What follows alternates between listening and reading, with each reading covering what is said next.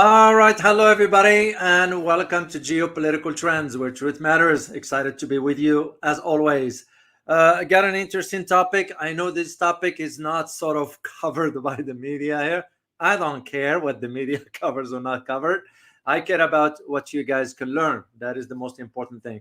I'm going to be talking about Sudan. Yes, there's a lot of going on in Sudan. A lot of people do not know the background story of a country that is marred, has been marred by coups and tensions, ethnic tensions, and so forth. So today I'm going to provide you some sort of insights into what's going on behind the scenes that the media is not disclosing, and also to put it in perspective for you, given that about give or take about 15 about 15,000 people have died so far in that, and about 8.2 million people have been displaced. So we don't hear much about all this because it doesn't fit the narrative for Western media. So anyway, this is what I'm gonna be getting into. I hope, by the way, you guys enjoyed the conversation yesterday. I know that video kind of got a lot of attention, except for one comment. Believe it or not, I read all that. It was one stupid comment. And you know what was the comment about? It's about the guy who said, "Why do you take so long talking about history and geography? Do you think we are idiots?" First of all, this person should speak for himself. He shouldn't be using the term we. He should be, or she should be using the term I. So it's just stupidity. Stupidity. What do you do? You forgive. So you forgive. Anyway, but overall, it was great comments. I read most of, as I said, I spent time reading all those. It was very, very, very interesting, guys. Thank you for all that. So, all right, let me get into our topic here, and just say hi to all of you as always. Hey, you the community. I don't give a damn what others think. That I take 10 minutes before I get into the topic. If they don't like it, they can go take a hike. Simple as that. So, anyway, Willie Homan, good to see you as always. Thunderbolt Designs, I like that. You put good evening, everyone in this community. Thank you very much for that. Hiri Lukel, as always, from Amsterdam. Truth Seeker from Canada. Coach Ahoy, thank you so much for your super sticker. Truly appreciate it. An avid supporter of the channel. John Smith, as always. Alice Talokin, good to see you. Johan Dharma, as always. And I keep your questions for the end. So remind me, please, towards the end. Johannes Dharma, as I said. Hairless Ape, good to see you. Gayatri Adarsh, good to see you as always. Francis Tango, as always. Sefmi, as always. Abdurasid Youssef, good to see you. And nice to have you here. Lucio Delgado from Montreal. KL, Karakulak, part-time thinker. As always, guys, good to see you. All right, let's get into our topic here. By the way, some housekeeping stuff. Tomorrow, make an effort to join me tomorrow for live, because it's very, very interesting. Now, about China announcing, this is the key, announcing that it will back Iran from both politically and from the security perspective. Read between the lines. And this is where it's not a surprise to me. I talked about it a few years ago when I wrote my book about Iran, and I disclosed this one, that China will step in when time calls for. So just if you schedule allow, make sure to join me tomorrow for live at 12:15, same time. That's when I do it. So as to interviews, I am working on having some guests here before I'm gonna be leaving the country soon. Now it's not to Asia yet. You'll find out. All right, guys, let's talk about our topics today. What we're going to be talking about. We're going to be talking about, and here is the thing. You need to think about these questions. This is about Sudan. But the questions we need to think about are those. How did the conflict start to begin with? A lot of people do not know the background story of it. And I'm going to be talking about that one as part of the overall analysis. Second, which is to me the key. Why foreign countries are fueling these tensions? Are there foreign countries fueling these tensions? And if so, the next question would be why? Nothing happens in vacuum when it comes down to geopolitics. Make it a rule, guys. Make it a rule. And third one is, what is the end game? So this is something, by the way, this topic is for your own knowledge to know, because a lot of people in the West are clueless as to even where Sudan is. I mean, you ask them, they have no idea. So it is what it is. So here's the thing. To think about it in terms of, are there sort of outside players fueling these tensions? It's a common sense. We have to think about this one. Why? Because there is a tragedy already in Sudan. And as the civil war, because there is no other way of describing it, civil war enters now second year. So, and all this is between the two main factions. So those are now competing for power. And funny enough, that those two factions, they once were allies. That's how they toppled Omar al-Bashir, the guy who's been in power for almost 30 years. And he's indicted by the ICC, by the way, the International Court of Justice, or Criminal Court, that is. The ICC, International Criminal Court. That's where he's indicted for. So, and this is what I'm going to be talking about. So the civil war, as I mentioned, has entered now its second year. Like I mentioned earlier, 15,000 people have been killed in that conflict. And it's still going on. It is still going on. So, and also you have about 8.2 million people displaced. So we don't hear much about this one. And this, because in my, at least based on what I read, these displacements is the worst crisis in the world. So, and that is sort of sad. It's very sad to even realize that this massive displacements that's going on, and we're not even paying attention. Mainstream media is not paying attention to it. Why?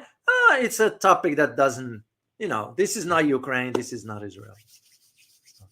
And yet, those are human beings as well. Doesn't matter.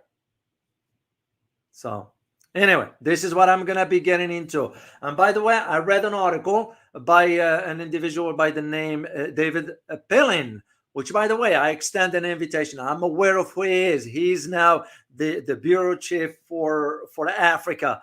He has a good reputation. I checked his time when he was in Asia. I spent some time in Asia as well. And very, very interesting guy.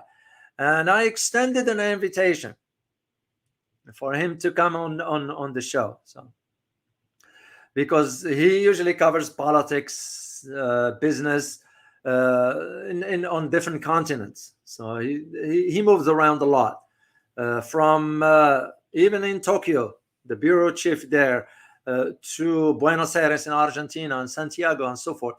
So anyway, I read an article about this particular topic, Sudan, and I intend to react to some of his statements on this one here. So, well, if we are to think about, before we do this, how about if we do a little geography and a little history to put it in perspective for you guys to know at least what are we talking about here. So let's start with geography first, just to place it for you geographically. Let me share the screen with you.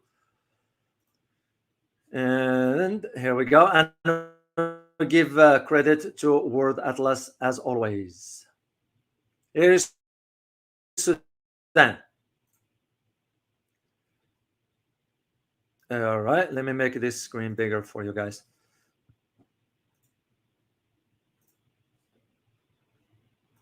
No, I didn't put my camera off. All of a sudden, my image disappeared. It's funny. It's funny how this happens. But anyway, Sudan.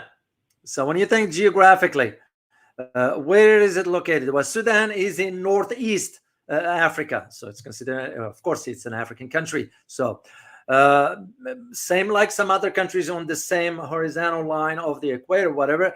It is located in the northern and eastern hemisphere of the earth. So same like in Yemen as always. So Sudan is bordered by 7 countries. Yeah, 7 countries. Egypt in the north, and it has also borders with Libya and Chad to the northwest and west, respectively. To the south and southeast are South Sudan, which is an independent country. It was part of Sudan and became independent. Then you have Ethiopia and Ethiopia. Those are to the southeast, and to the east you have Eritrea. So, and of course, to the northeastern boundary is formed by the Red Sea. So, as you look at the map, it is very, very strategically located.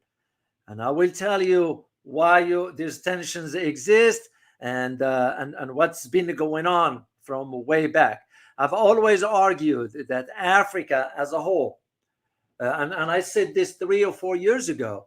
I said, mark my word, that moving forward, Africa is going to become like a geopolitical ring where major powers going to be competing for dominance or influence in it. Sudan is no exception to it. So let's do a little bit of history here, and because it's very important to understand the timeline to put it in perspective again. And why is this important?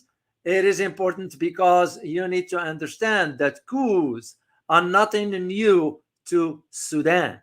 They've been known, but I'm going to take you back to 1881.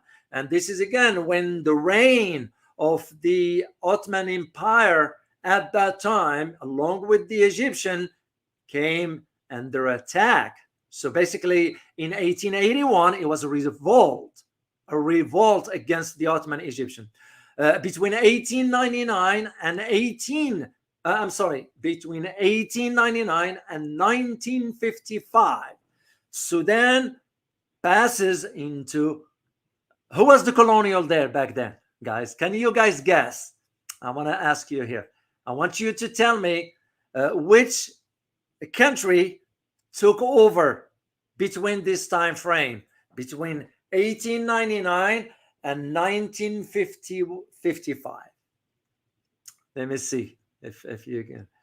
S, you got it. UK. Munir Ali, you got it. UK. Karakulak, you got it, guys. Absolutely, it was the UK. But the UK did it in conjunction with the Egyptians because Egypt was controlled by the UK at the time, or British, that is so.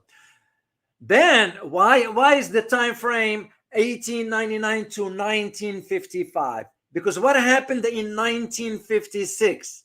Major event in Sudan. Can you guys guess? Major event. Let me see here.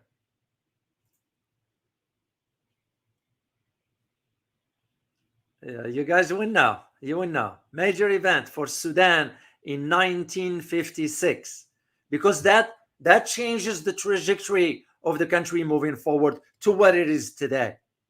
So what happened back then? The British stole all of the Ottoman land. That's part of it, but yeah, you got it. David King, you got it. Independence.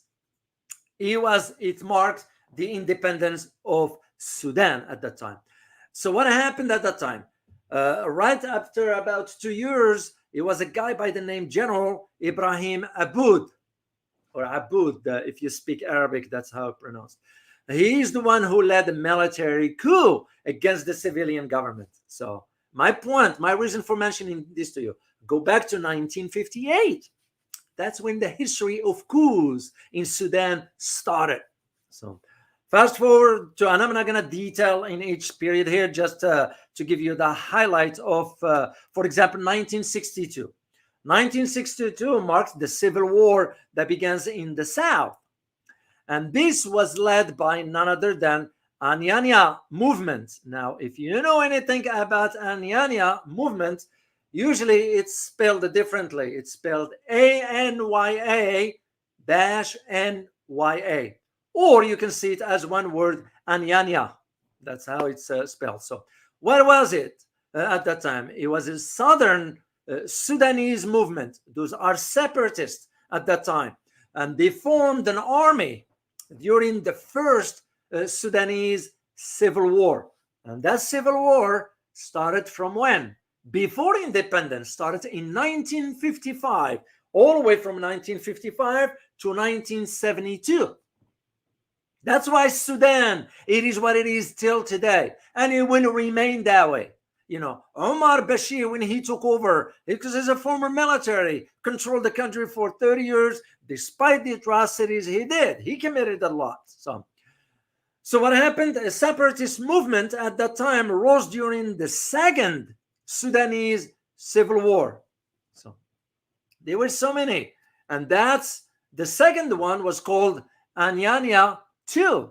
So there was Anyanya 1 and Anyanya 2. This one was after the second civil war. And by the way, the term Anyanya means snake venom. That's the translation of this is the Anyanya, by the way, is a dialect in the Sudanese culture, and its translation is the snake venom.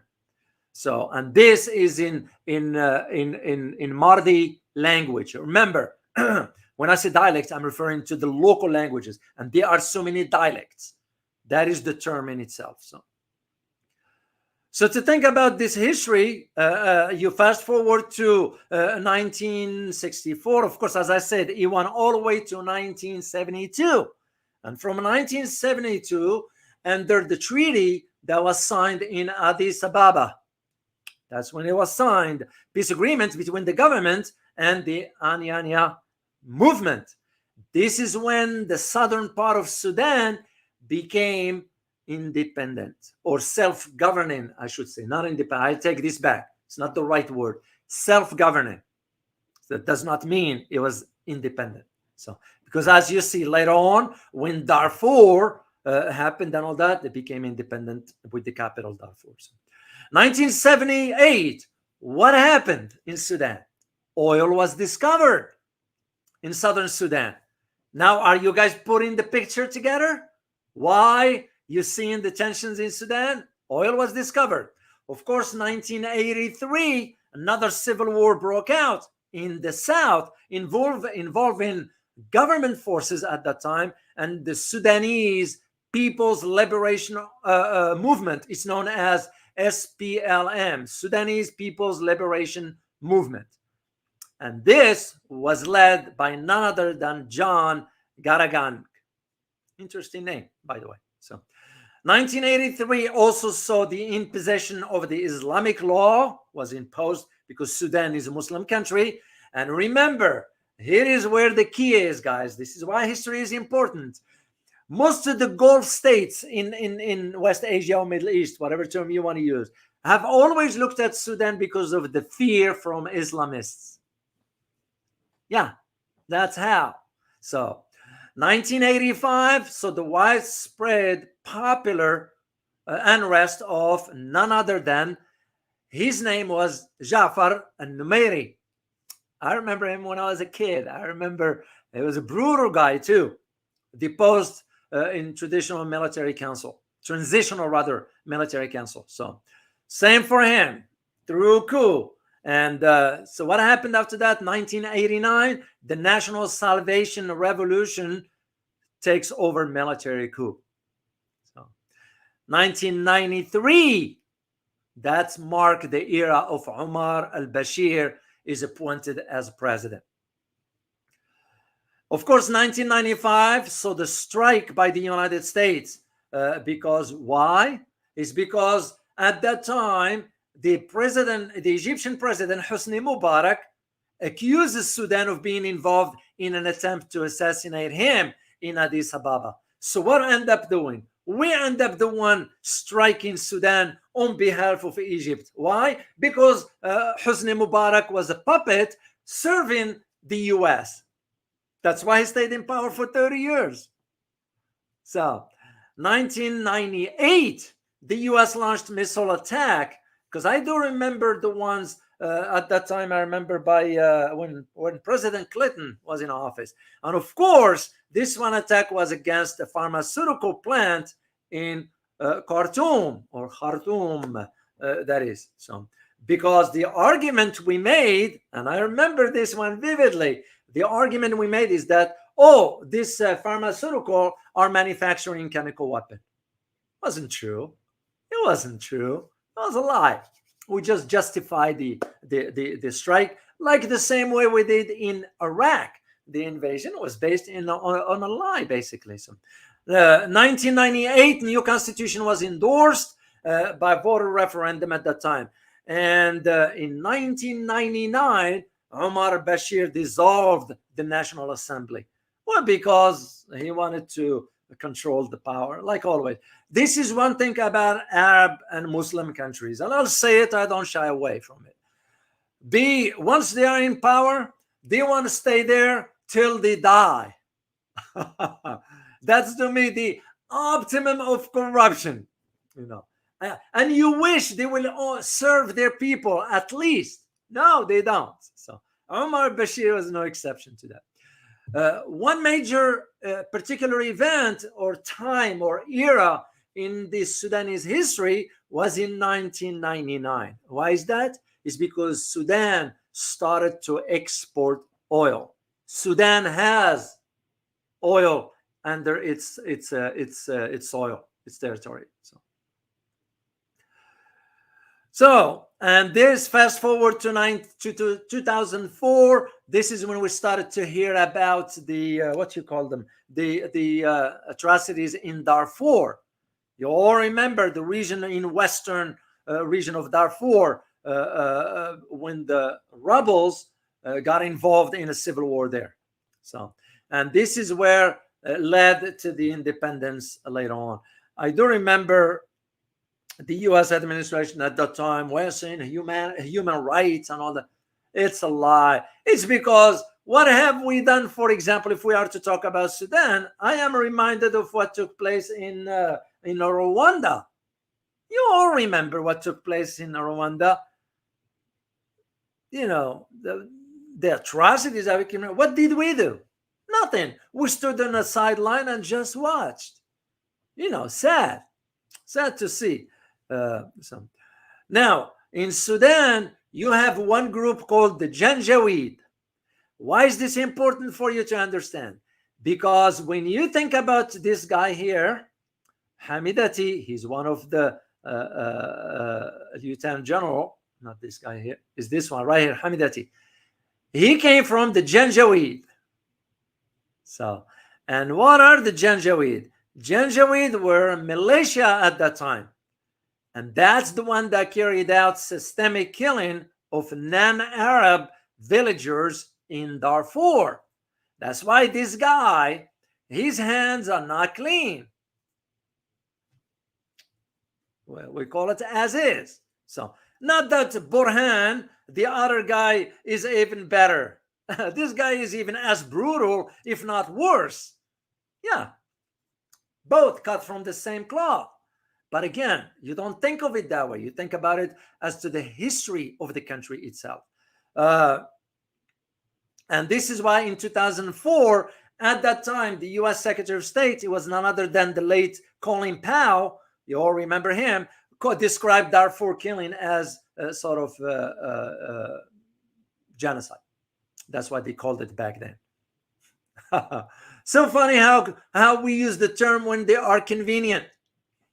Really, when they are convenient. So, and the rest is history. I'm not going to go through all this. I'll take you back to the arrest warrant of Omar Bashir in 2009 when the International Criminal Court, the ICC in The Hague, issued the arrest warrant for President Bashir.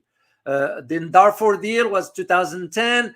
That's when a deal was reached but a failure to agree on specific has now led at that time to more clashes till the South became independent in 2011. This is where South Sudan gained its independence. So, and and the fall of the Bashir was in 2019, but in 2017, those two right here, they are now rivals. Those were allies, and those the one who toppled Omar al-Bashir.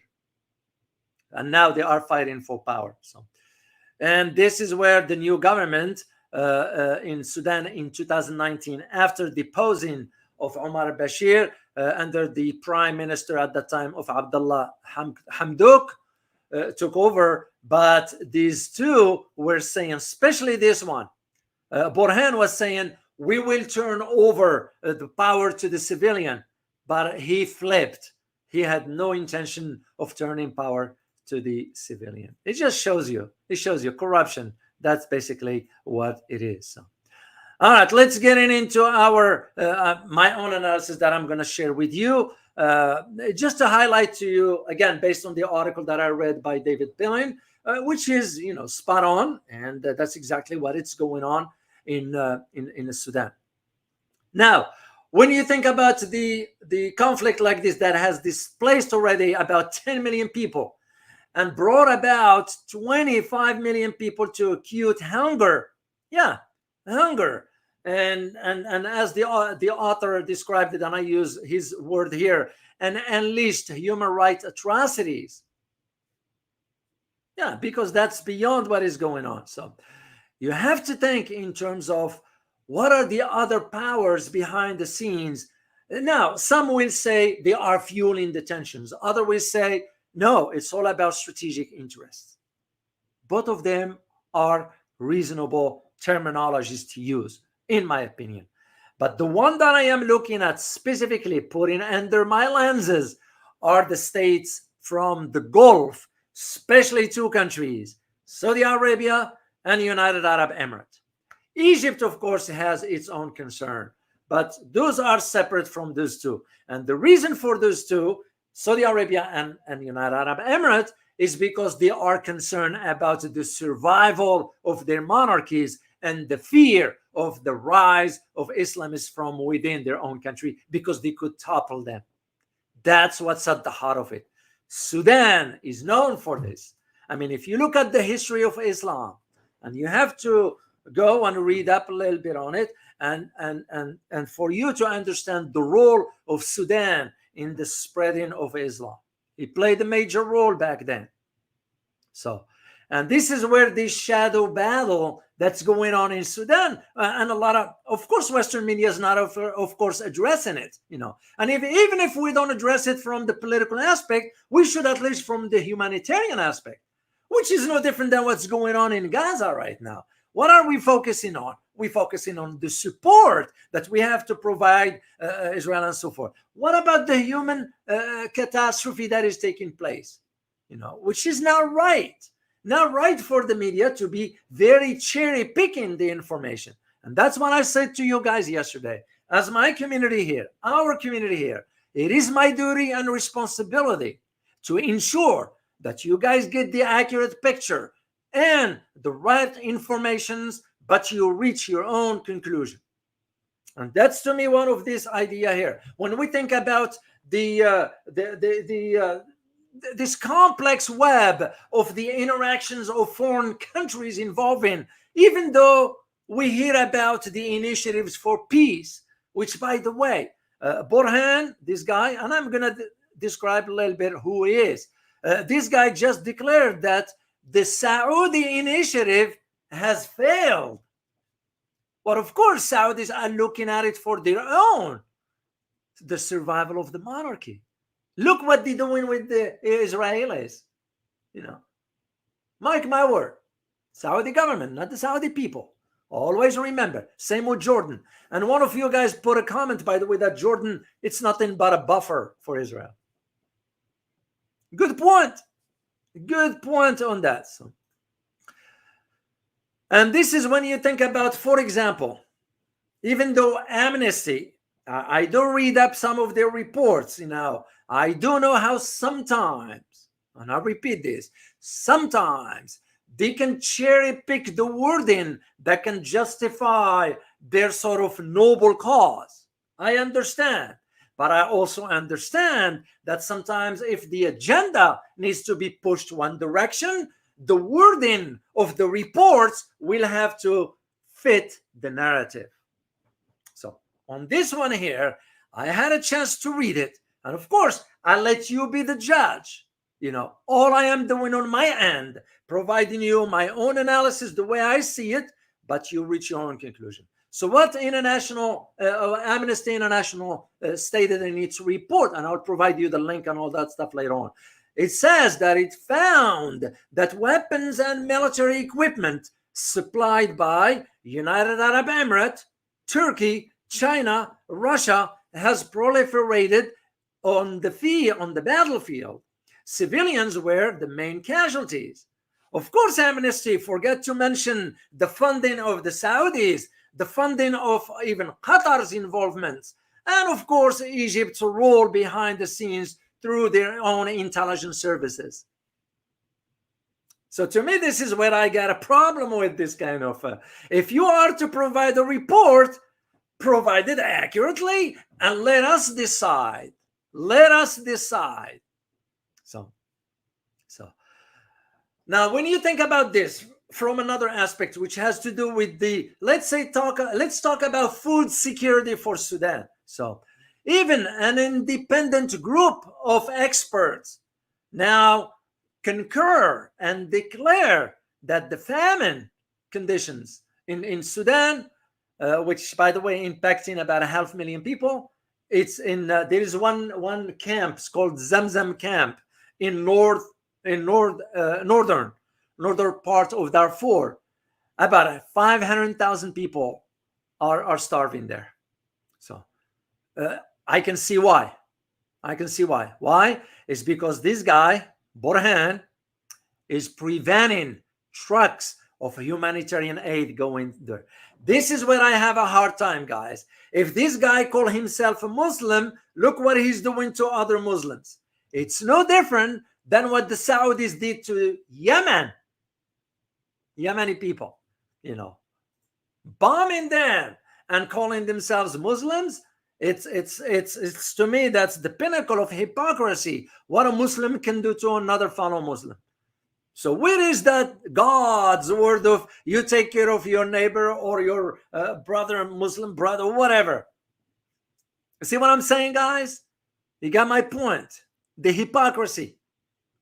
What they say versus what they do are two opposite ends. And this is where people now have been fleeing in Sudan, have been fleeing there from the besieged city of Al-Fashir. Al-Fashir, because it was a refugee location one time. So, because why?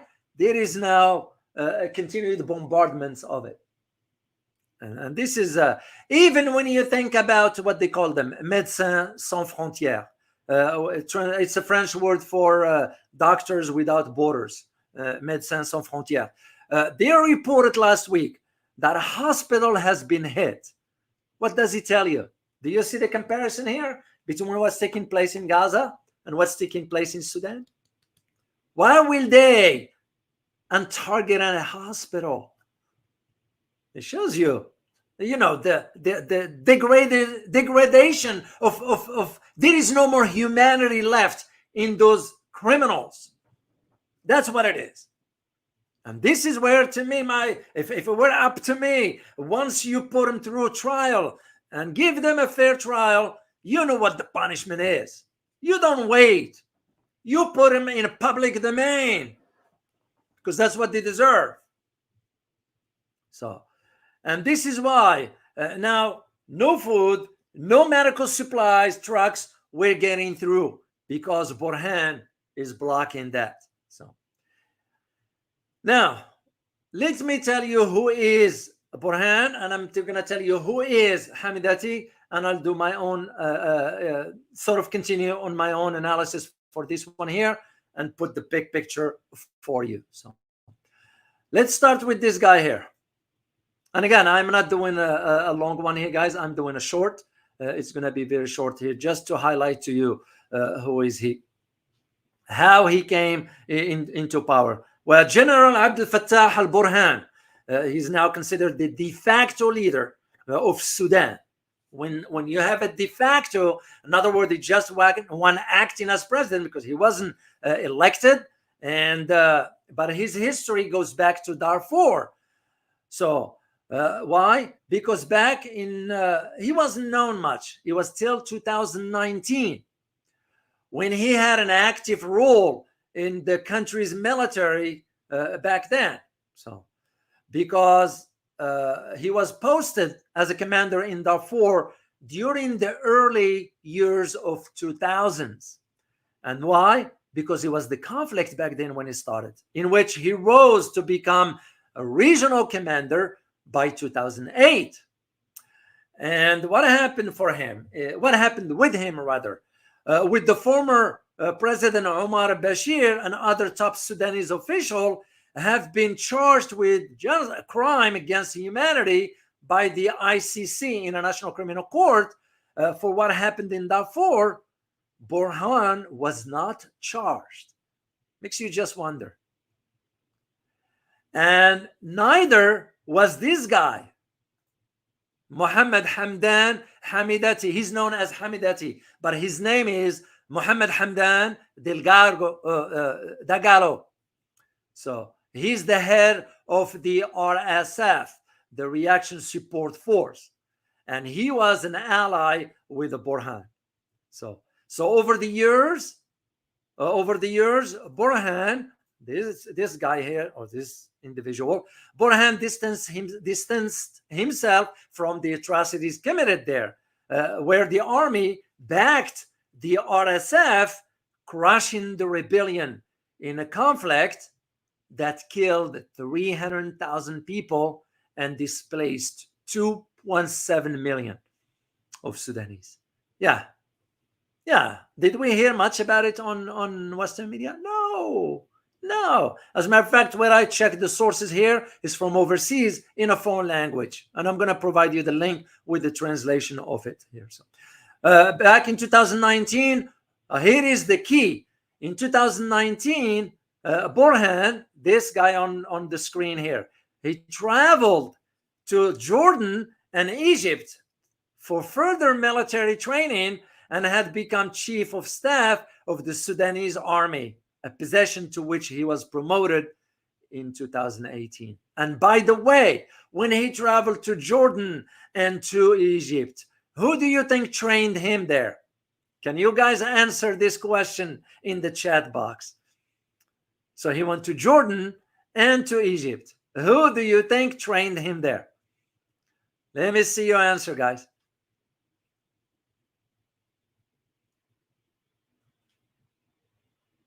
Karakulak, you got it. Muhammad Mazhar, you guys got it. You got the idea. And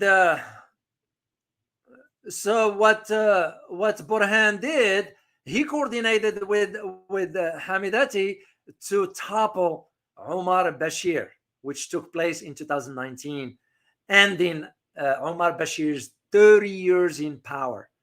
And also because Burhan, the guy on the screen, he was the Inspector General of the army and Sudan's third most senior official.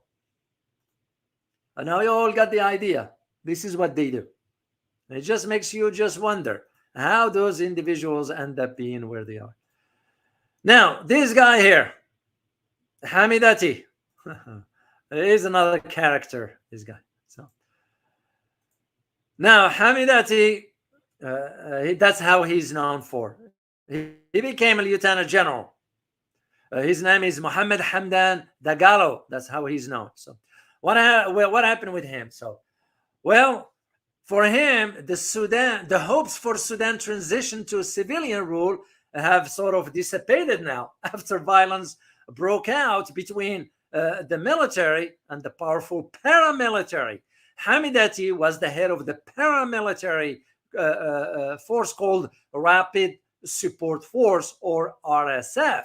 So, and much of the influence of this paramilitary unit was contributed to Mohammed Hamdan Dagalo. So They call him the Little Muhammad.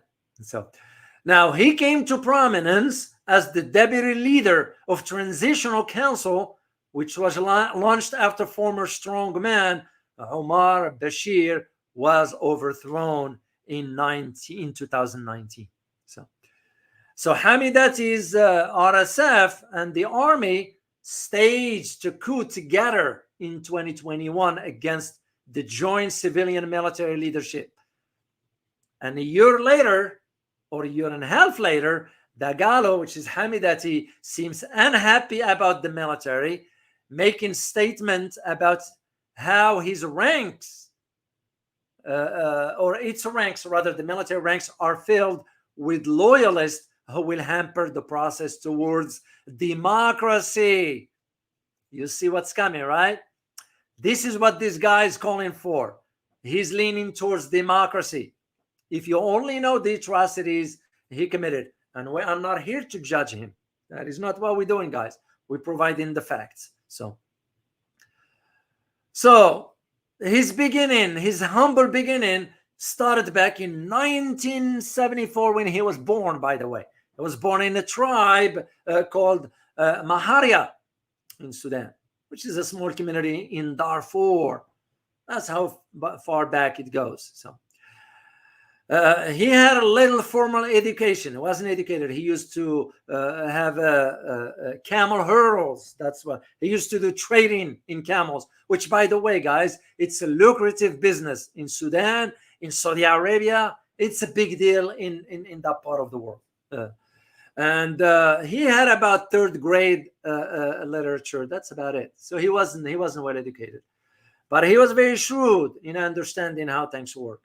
So, and this is what prompted him back then to take up arms in the Darfur conflict. And that's what paved the way for his services by the army, which means the unit of Burhan. And that's how those two here became allies back then, those two. Burhan on the left, Hamidati on the right. This is how it's all started. So he joined the Janjaweed, which was at the time known as a conglomerate Arab tribe militia. And all this were drawn from the camel trading tribes. They were active in Darfur. That's so far what's his background. I'm not going to move into too much into his background. I'm going to provide you the link, guys, you look about, at least to understand where all this comes from. So that's how it's all ended up. So now let's think about where this is going and why it is the way it is. Well, of course, you have to think about the ruling of Omar Bashir for 30 years. But one of the key aspects of it has to do with Russia, believe it or not. This is Omar Bashir meeting with the Russian president. Why is this important? You may ask. Very, very important. I wrote an article about it. I'm going to dig up that article and post it for you. Why? It's because in 2017, the Russian president, Vladimir Putin at that time, and Omar Bashir back then, they argued for the establishment of a naval base. So, as a matter of fact, they agreed, both Omar Bashir and President Putin agreed in 2017 to a Red Sea base capable of stationing about 300 Russian service members and 4 ships in exchange for various kinds of military and regime security support from the Russians. And even I argued back then, mark my word on this, the US is not going to like this. When I traveled to, and I'm going to put a map for you here, guys. You might not see it here much, but it is very, very, very, very tiny. When I traveled to Djibouti, very tiny place, and the Horn of Africa, traveled to Djibouti, at that time, it was the arguments that the concern is that the Russians are in talks about establishing a base. And why is this important? Because important to understand, guys, is because when you look at the map of Sudan, Look at where the port of Sudan is. Look at the access to the Red Sea, which will give you access to the Indian Ocean. So, and this is why it's important at that time when Sudan enters into those talks with the Russians regarding the naval base. And this is also why it's important that United Arab Emirates are providing weapons to in the conflict in Sudan. So, and this is why when you think about the proxy on each side, didn't line up neatly, obviously. Why? It's because both of them deny their involvement, you know. But behind the Sudanese armed forces and its commander, Fattah Burhan, who stands behind him? Egypt and Saudi Arabia. This is, again, why it's important to understand those dynamics of geopolitical stuff. So here's the thing. You have United Arab Emirates and Russia backing the RSF, the Rapid Support Force, and you have Saudi Arabia and Egypt backing Burhan. So isn't that interesting? You may ask yourself, what happened to the US? We are late to the game, believe it or not. Yeah, there's nothing. We tried to have the Secretary of State, the incompetent Secretary of State, go to have a conversation with Sudanese, but they didn't care. The only thing that it happened was that Burhan, this guy, which I was aware of, this guy took a trip to Saudi Arabia in 2019 to meet with the Prince of Saudi Arabia, MBS, at that time. So this is why it's very, very important to understand. So when you have the Hamidati representing the RSF, and you have Burhan representing the Sudanese state per se. But even with that, when you think about it from a humanitarian aspect, Burhan, he's the one who's blocking food aid to many locations that are controlled by the RSF, basically starving the population there. So he's using starvation to further his aim in solidifying the powers. This is all about the fight between these two. Yeah, the fight between these two. It's not this one. This one here. Between these two is all about who has the most power. That's all it is. While the civilians are paying the price. Let alone what they do into each other, Muslim to Muslim. This is why you can't trust the Muslim leaders. What are they? Hypocrites to the core. That's the way I look at it. And again, I look at look what's going on in Sudan. Look what's going on in Gaza. Look what have been going on in Yemen. And all by Muslims, caused by Muslims. So when they shift the blame to the West, no. Let's first get to the roots of it. I'm not denying the West plays a role into this. The West plays a role in fomenting more all of this, most of it. I'm not denying this, and we can't deny this. So, and this is what I need you to understand about this particular crisis that exists, just to put it in perspective, because a lot of people in the West do not understand this dynamics. They have no clue. They don't even know why the fight is there to begin with. And that's the important aspect.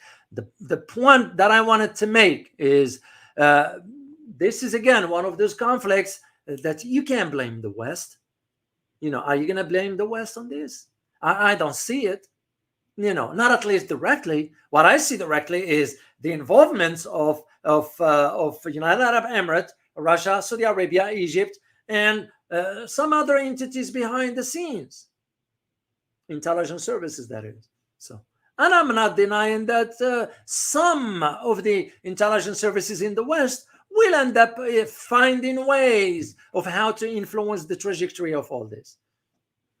But again, at the end of the day, who's paying the price?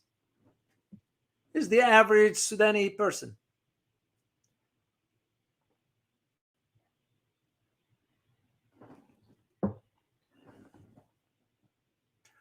So both of those individuals, uh, Burhan and Hamidati, two faces of the same coin, as I always say. No. So, in my opinion, if we are to go with the rule of law, they should be held accountable. You don't spare them. As a matter of fact, I did read the latest report of the ICC, putting Netanyahu at the top, by the way, then followed by Omar Bashir, and I think one of those guys here. So, and a Russian president, and it's a double standard. We all know how it is. So this is what I wanted to share with you guys, and this is where this political tussle in Sudan, but again, is a reflection of its history. Like I always say, guys, if you always look at history, will give you an idea about how countries behave. Look at their past history, will give you an idea about their current status or current state of affairs and how they intend to proceed moving forward. So that's my point that I want you to get out of all this. And I am going to stop right here because that's all I have to share with you. If I don't have anything of substance, I stop talking. So that's my rule. So one thing I need you to get, anytime you hear this Sudan conflicts, whatever, think of this: the fear of some Muslim countries from the rise of Islamists within their own locations, like Saudi Arabia and United Arab Emirates, have always feared. Yeah, they always feared the rise of Islamists. The same thing in Egypt. Why do you think Mohammed Morsi was overthrown? And who gave the green light to overthrowing Mohammed Morsi? Can you guys type in the chat box? You'll remember when it was elections, right? And that's what people voted for. So he won the elections. Who was behind supporting the coup to overthrow him? Just type in that in the chat box, please. I'd like to know your answer to this one here.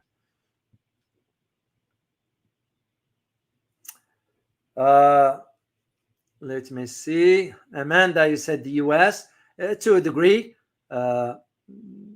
Karakulak, US to a degree. Well, it's not to a degree. It is. But it was another country that I am looking for also. Yeah, you guys are right. It's the US, but there is another country. Yeah, coordinated its efforts with the US. If you can tell me which country is that. Qatar, no. Saudi Arabia. It was Saudi Arabia. So it was the US and Saudi Arabia gave the green light to Sisi, who was a general at that time, to go ahead with the coup. And why? Well, we know the US what it will do. But why the Saudis? Because they were afraid of the Muslim Brotherhood. Because Mohammed Morsi was from Brotherhood. Not that they were planning on toppling the Saudis, but the monarchy in Saudi Arabia will not take a chance. This is why the religious scholars in Saudi Arabia, and I disclosed this in my book, which, by the way, I posted on Buy Me Coffee. If you guys wanna buy that book, it's like $8 or whatever that is. It's worth your time to read. Should you ever decide to do that? If I can find the picture right here. And that's why I disclose. It's the fear of the Saudi monarchy of the rise of those Islamists, because they will topple them, because they know that in Islam, and again, correct me if I'm wrong, in Islam, they're not supposed to be this lavish lifestyle of monarchs and all that stuff. Islam never called for that, to my knowledge. Islam always called for modesty. You don't live this lavish lifestyle. And the Saudis were concerned that the Muslim Brotherhoods might end up stirring the pot in Saudi Arabia. Because remember, as I said, in Saudis, the government provide the people with stipend since their birth till the end, in return for an absolute loyalty and obedience, total obedience. And this is why, to take it back to Sudan, this is why you need to understand why United Arab Emirates and Saudi Arabia are involved. Why Egypt is involved behind it? Oh, Turkey. Why even for Russia? Russia has it for different reason. Russia has nothing to do with the relation. Russia has to do with the strategic location, because Sudan on the eastern part, just look at the map and you get the idea. Access to water. Look what the Houthi group is doing doing right now in the Red Sea. That gives you an idea. So this is what I want you guys to get out of this one. So anytime you hear Sudan conflicts and all that, think about it. Think about it, because the fear in those countries that are supporting it, the fear of Islamists, because there are some of them accusing Burhan of being closer to Islamists, and Sudan has always been that way. It's a Muslim country. So, all right, guys, I am going to answer some of your questions. And by the way, remember to join me tomorrow for I got an interesting live stream for you tomorrow about China declaring its support for Iran, and I will have a major announcement regarding that topic. Something very important, and I know now why. The U.S. has shipped some major weapons, including some type of submarines. I'll detail all this for you tomorrow. So I look forward to having that conversation, and just prepare your questions for tomorrow, because I'm going to be spending quite a time about talking about that topic. So once again, thank you for your kind support for the channel, for everything, for the trip to Asia, upcoming trip. I'll take this opportunity to give a shout out to TC Kwan. Just bought me tea this morning. Thank you very much, TC Kwan. I truly appreciate your continued support on both platforms here. Of course, Osiris Gray, Julien, Boone. There are so many of you guys. I am very grateful for your kind support, and it means a lot to me as we move forward here. So, all right, let me answer some of your questions. First of all, I want to say thank you to Emilia. You wrote, thank you for your super sticker, Emilia. Truly appreciate you. You wrote, they have to keep Africa from developed since it's the part of the world with positive birth rate. Keeping Africa down is key for them to keep the deindustrialized. Control over Africa is a key. Spot on. If you only know, which by the way, I think I forget to mention this. How could I forget this one? And I even highlighted in my conversation here. One of them has to do with Sudan, because Sudan has been, we all know, been floundering for decades. But here is the key: natural resources. So natural resources that other countries are dying for. We're talking about gold. We're talking about arable land. We're talking about oil. And we're talking about a long stretch of the Nile, which is about almost 750 kilometers along the Red Sea coastline. That's what I'm saying. It is more than what meets the eye, guys. This is why it's important. You are absolutely correct, Emilia. And now Africa is moving in a different direction. And you started to see it, of course. We already saw with the, I thought I had the map here. Yeah, I still have it. The Sahel region. This is where Africa is moving forward. And it's about time. Africans deserve to flourish like every other nation on earth. They have the resources, they have the manpower, they have the geography. So it's just a matter of getting to work and don't count on the West. I mean, we look at it already. Look at the investments China has put in Africa, and how the West has labeled that as a debt trap. Well, I'm sorry, that's kind of weak arguments, because you call spade a spade. If it was a debt trap, then those investments would have not been happening to begin with. Would have not have happened to begin with. I mean, you go to Mombasa, you go to Nairobi, you go to certain locations. The airport you land on, it was built by the Chinese. The highway you drive on was built by the Chinese. What have we built for them? Come on, let's just be honest. What France has done for Africa all those decades, taking uranium, gold, lithium, cobalt, you name it, what is for? I mean, France's nuclear power are fueled from uranium from Africa. For France to be the fourth largest gold reserves in the world, when France doesn't have any gold mine whatsoever, how the heck that happened?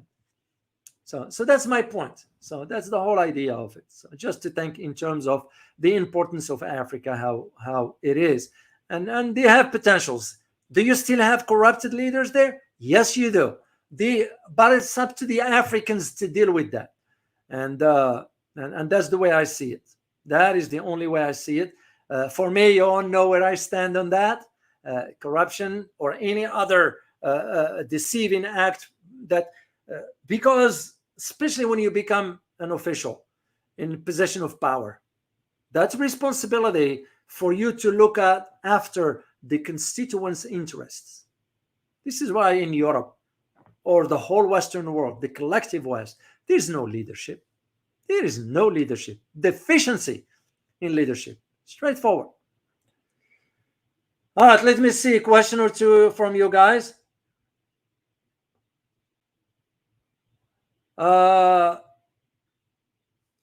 Venmo, when are you going to set up Venmo? I think I do have Venmo somewhere. I didn't put it up on the, I'll take a look at it. And I appreciate you for your kind support. Really appreciate you. And by the way, guys, if you ever get any solicitation from someone on my behalf, no. I'm tracking 2 individuals now that are trying to go that route. So they better get their act together. That's all I can say. So I'm aware of 2 individuals trying to fish for ways, the things I would like to do to you are the things I can do. So guys, be careful, okay? We never, ever ask you directly for money or through third party, ever. The way I ask you is right here in front of you. You know that link on Buy Me Coffee. You know the link on PayPal. Those are the ones where I do these ones. I even put in Bitcoin because I do have one for those who might want to use that, but I hardly ever use it. The PayPal, I get some donations, private donations, substantial ones through PayPal, okay? And the other one is the channel for the support the channel. That's it.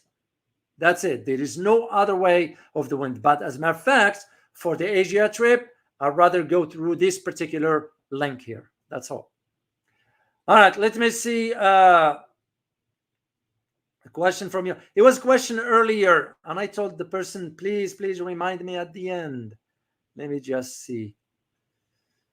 I'm scrolling down here. Yes, right here. Johan's Dharma. My question about beginning of the show. Also, India is confusing me. Working closely with Russia, rivalry with China, the Quad, and now protecting Bangladesh PM against USA. Yeah. Yes, India is flip-flopper, politically speaking. And when I say India, like I always say, the government, not the people. People are fine. I worked with some people from India and Washington. They're fine. It's the government. So Modi is playing both sides here. And why is this all happening is also because of what just been announced in some Western capitals. There's a conversation now about establishing a location near India's border, also with China's border. And Japan is going to end up wanting to build a university of sort. So basically, the West is going to be using Japan to do that. But that is not about that. It is about ensuring a place where the West can have its military presence so it can pressure India one way or another. This is why you're seeing what you're seeing going on in Bangladesh. And this is what you're seeing what's going on right now between India and China. There is a conversation.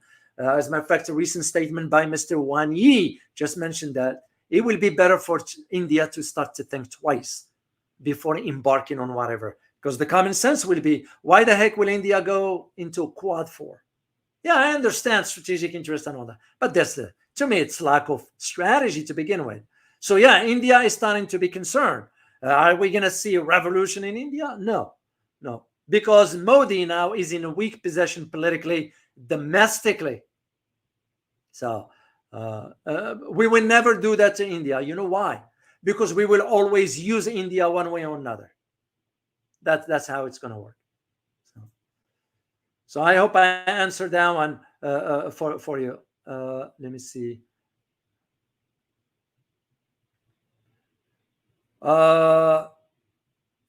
Army with a Harmony question: what are the major weapons suppliers in the region? Which region are we talking about? So I don't know which one here. So I don't want to assume, because I don't like to assume if I don't know. So if you're talking about the Iran issue, I'm going to save that answer for tomorrow. It's very, very important. All right, let me see. One more question here. What are they fighting for? They're fighting for power. In other words, one of them, either Hamidati, okay, either this guy, okay, or this guy wants to have absolute power, control the country, basically. So both of them, that's what they're fighting for right now. It's power, control. So, yeah, they're just as corrupted as they can be. So that's what it's all about. At the same time, Sudanese people are suffering. All right, one more question. Hang NG, good to see you. And you're right. The Sahel countries are rich in raw materials, minerals, gold, uranium. Niger, Mali, Sudan, Burkina Faso. You're absolutely correct. You're absolutely correct. Look at just France. With all that light, you see the city of light in Paris. And if you ever go around Christmas time, you see how much light in France across the country. Where's that light coming from? It's generated from a nuclear power plant. Where is the uranium coming from? From Niger. Used to come from Niger. No more. Niger suspended now all the contract for France. And rightly so. You know, we're giving them peanuts for what they are worth, and it's not right. You don't shortchange them like that. Pay them the market value and let them decide whether they want you in their country or not. So that's the way I see it. Guys, I'm going to sign off here. I look forward to seeing you tomorrow for this fascinating conversation. And because I have a lot of material on that one. Again, what I wrote back then applies to what just China did, announced this one. And I will provide you the perfect paragraph where I stated that it's going to happen. And here it is. So I look forward to seeing you tomorrow. As always, remember, geopolitics impacted daily life in more ways than one. Till next time, guys. Bye-bye.